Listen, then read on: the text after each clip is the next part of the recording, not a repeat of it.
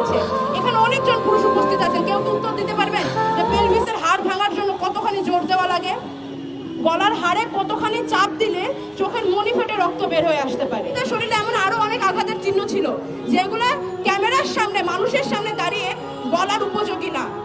RG Kar medical কলেজের doctor Moumita দেবনাথের পেলভিসের হাড় ভেঙে ফেলেছে ধর্ষকরা।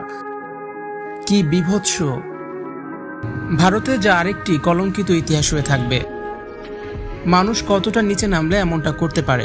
মৌমিতার গলার হাড়, পায়ের হাড়ও ভেঙে গেছে। তার গলা চেপে ধরে শ্বাসরোধ করে বিকৃত অত্যাচার চালানো হয়। বাঁচার জন্য ছটফট করছিল মৌমিতা দেবনাথ। ধর্ষকের হাতে ও শরীরে মৌমিতার নখের আঁচড়ও পাওয়া গেছে। মৌমিতার মুখ ও হাত চেপে ধরে 18-20 জন মিলে তার উপর পাশবিক নির্যাতন চালায়। জীবনের মূল্য কি এতটাই কম? কি দোষ ছিল নিম্ন মধ্যবিত্ত ঘরের মেয়ে মৌমিতা দেবনাথের? দু চোখে স্বপ্ন নিয়ে ডাক্তার হয়েছিলেন তিনি।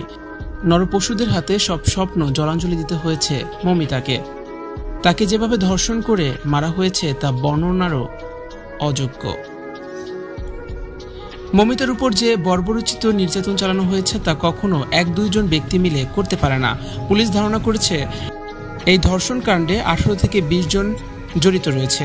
গত 8ই আগস্ট রাতে টানা 36 ঘন্টার অনকল ডিউটিতে ছিলেন তরুণী চিকিৎসক মৌমিতা দেবনাথ।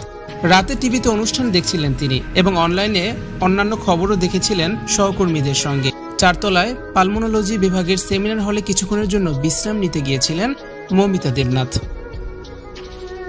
কিছুক্ষণ পরেই ওই ঘরে ঢোকে ধর্ষকেরা। করা হয় এ সময় ধর্ষকেরা মদ্যপ অবস্থায় ছিলেন। মৌমিতা চিৎকার করলে তার মুখ আরো জোরে চেপে ধরা হয়।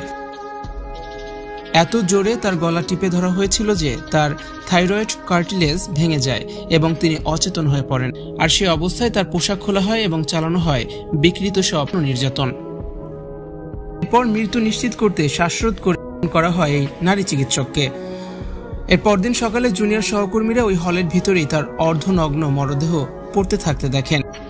এই ঘটনার সঙ্গে আরও বেশ কয়েকজন জড়িত বলে সন্দেহ করা হচ্ছে।